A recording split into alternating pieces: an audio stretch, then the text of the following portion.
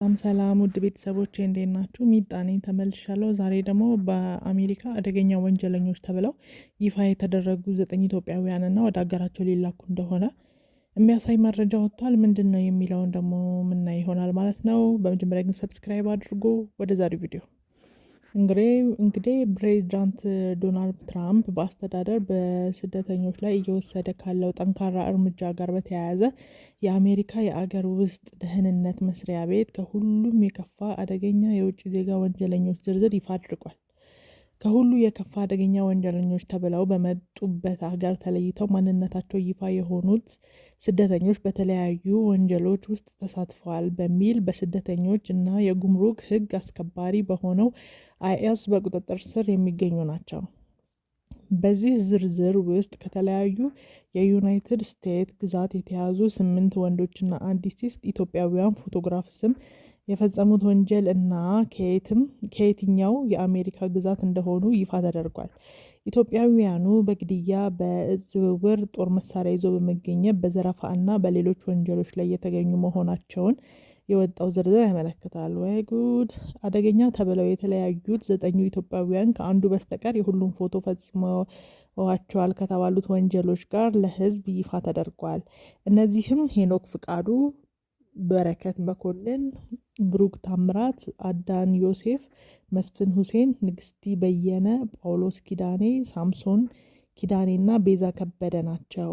በህግ አስከባሪው ባለስልጣን አደገኛና ከሁሉ የከፋ ተብለው በቁጥጥር ስር የዋሉት እና ከአሜሪካ ይባረራሉ ተብለው የተለያዩ የሌላ ሀገር ዜጎች ትኩረት እንዲደረግባቸው ያደረጓቸው የወንጀል ድርጊቶች ዘርዝረዋል። ከተጠቀሱትም መካከል የቤት ውስጥ ጥቃት፣ በተደጋጋሚ ጠጥቶ ማሽከርከር፣ ዘረፋ፣ ልጆችን ማገት፣ የሽብር ማስፈራሪያ፣ በጦር መሳሪያ ጥቃት መፈጸም፣ የተሰረቁ ንብረቶችን መቀበል፣ የፍርድ ቤት ትዕዛዝን አለማክበር፣ ህገወጥ የገንዘብ ዝውውር ይገኙበታል። እነዚህ አንዱ ከተያዝክ ቻው ወደ ሀገር። የአገር ውስጥ ደህንነት መስሪያ ቤቱ የተለያዩ ወንጀሎችን ፈጽመው እጅግ የከፋ አደገኛ ስደተኞች በማለት በመላው ዓለም ከሚገኙ ሀገራት የመጡ ግለሰቦችን በቁጥጥር ስር መዋላቸውን ያወጣው ዝርዝር ያመለክታል። የመስሪያ ቤቱ ኃላፊ ክርስቲ ኖም አሁን ይፋ የተደረገው ዝርዝር በአገሪቱ ውስጥ በሚገኙ ከባድ ወንጀል መዝገብ ያለባቸው የውጭ ዜጎችን ኢላማ በማድረግ የሚካሄደው ዘመቻ ለመጠናከሩ ማሳያ ነው ብለዋል።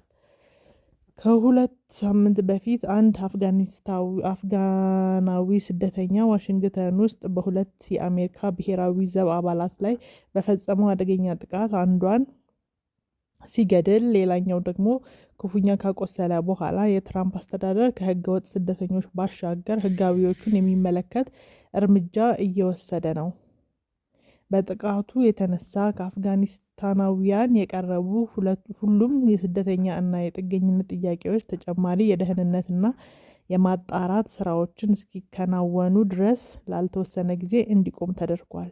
በተጨማሪም የትራምፕ አስተዳደር ህጋዊ ሰነድ ያላቸው ኤርትራን እና ሶማሊያን ጨምሮ ከ19 ሀገራት ወደ አሜሪካ የገቡ ዜጎች የመኖሪያ እና የስራ ፍቃድ ላይ እንደገና ምርመራ እንደሚደረግ አስታውቋል።